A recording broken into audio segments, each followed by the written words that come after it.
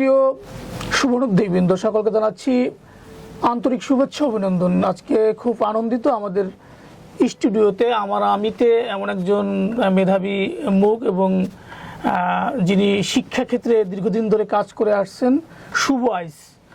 শুভ আইসকে অভিনন্দন। কেমন আছেন?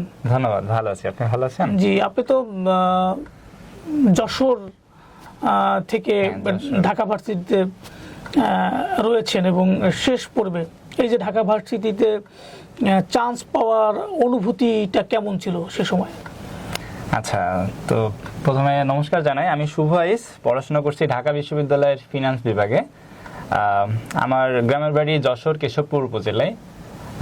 আমি ঢাকা ইউনিভার্সিটিতে ফিনান্স বিভাগে চান্স পেয়েছিলাম। তো অনুভূতি আসলে ভাষায় প্রকাশ করা খুবই কষ্টকর। আসলে আমার বাবা কৃষক ছিলেন, তো খুবই নিম্নমধ্যবিত্ত পরিবার থেকে উঠে আসে আর কি। তো যখন চান্সটা হয় ঢাকা বিশ্ববিদ্যালয়ে, তার আগে রাজশাহীতে চান্স হয় অবশ্য। তো ঢাকা ইউনিভার্সিটিতে চান্স পাওয়ার পরে ভীষণ আনন্দিত হই। আমার মা তখন অসুস্থ ছিলেন। তো সব মিলে যখন চান্স পাই ঢাকা ইউনিভার্সিটিতে এবং যখন ভর্তি হতে পারি, তখন আসলে মানে ভীষণ এক্সাইটেড ছিলেন আমরা। হ্যাঁ, শুভ আইসকে উদ্ঘাটন করা একদিনে সম্ভব না আসলে। শুভ নামটা অনেক সুন্দর। কে রেখেছিল এই নামটা? এটা আমার এক দিদি ছিল, ছোটবেলায় শুনছি শান্তি দিদি নামে এক দিদি ছিল বাসার পাশে। শুভ নামটা, হ্যাঁ। তো শুভর হচ্ছে শখ কি আসলে? আমার শখ শিক্ষাক্ষেত্রে টুকটাক কন্ট্রিবিউট করা, মানুষজনকে পড়ানো, স্টুডেন্টদেরকে পড়ানো। এর পাশাপাশি টুকটাক অবসর সময় বই পড়তে খুব ভালো লাগে, সাহিত্য পড়তে ভীষণ ভালো লাগে। এই প্রিয় হচ্ছে খাবার কি? প্রিয় খাবার খিচুড়ি। যশোর অঞ্চলে তো ইসের জন্য খেজুরের রস, শীতকাল খেজুরের রস পাওয়া যায়। খেজুরের রস তো বললেন না, যশোরে তো আবার জামতলার মিষ্টিও আছে। হ্যাঁ, যশোরে বেশ অনেক ধরনের খাবার বেশ প্রিয়। খেজুরের রস, শিক্ষা, সংস্কৃতি, ঐতিহ্য কিন্তু ভরপুর আপনাদের যশোর অঞ্চলের মানুষজন। তা শুভর হচ্ছে প্রিয় ব্যক্তিত্বকে? আমার প্রিয় ব্যক্তিত্ব অবশ্যই মাইকেল মধুসূদন দত্ত। যদি আমার ওইখান থেকে বলি, সো ছোটবেলা থেকেই তার কথা শুনতে শুনতে বড় হয়েছি, তো একটা ইন্সপিরেশন ওখান থেকে কাজ করে। আর ঢাকা শহরে আসার পর থেকে অনেক ধরনের শিক্ষানুরাগী মানুষজনদেরকে দেখছি, ইউনিভার্সিটি টিচারদেরকে দেখছি, so they are also my inspiration. শুভর হচ্ছে প্রিয় খেলা কি আসলে?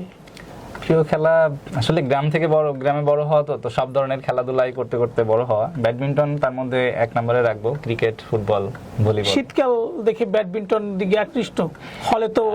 হলে তো শিক্ষার্থীরা হচ্ছে ক্রিকেট, ফুটবল একটা মাতোয়ারা থাকে। বিশ্বকাপ আসলে ক্রিকেট নিয়ে আমেজ এবং ফুটবল আসলে সেই। ফুটবলের প্রিয় দল কোনটি? ব্রাজিল। আর্জেন্টিনার দর্শকরা কিন্তু কষ্ট পাওয়ার কোনো কারণ নাই, যেহেতু শুভ আইসের গোপন কথা জেনে ফেললাম। শুভর এই ঢাবির লাইফে বা ঢাকা বিশ্ববিদ্যালয় লাইফে প্রেমে পড়া হয়েছে কতবার? না, আসলে প্রেমে পড়া বলতে পড়াশোনা, লাইফ লিড করা, এর মধ্য দিয়ে আসলে ওইভাবে ভাবা হয়নি। প্রেম ব্যাপারটা এক্সপ্রেস করা হয়নি, এই আর কি। ভালোবাসার সংজ্ঞাটা আসলে বলবেন কি? ভালোবাসা দায়িত্ব, প্রথম কথা। দায়িত্ব নিতে শিখতে হবে প্রথমে, তারপর হলো আর কি সেই কমিটমেন্ট দেওয়ার পরে সেই কমিটমেন্ট ফিল আপ করা, এটাও অবশ্যই ভালোবাসার সংজ্ঞার মধ্যে পড়ে বলে আমি মনে করি। শিক্ষা নিয়ে বিভিন্ন প্ল্যাটফর্মে কাজ করছেন, সর্বশেষ জয়কুলি একাডেমির মেন্টর হিসাবে আছেন। শিক্ষার্থীদের উদ্দেশ্যে যদি কিছু বলতেন।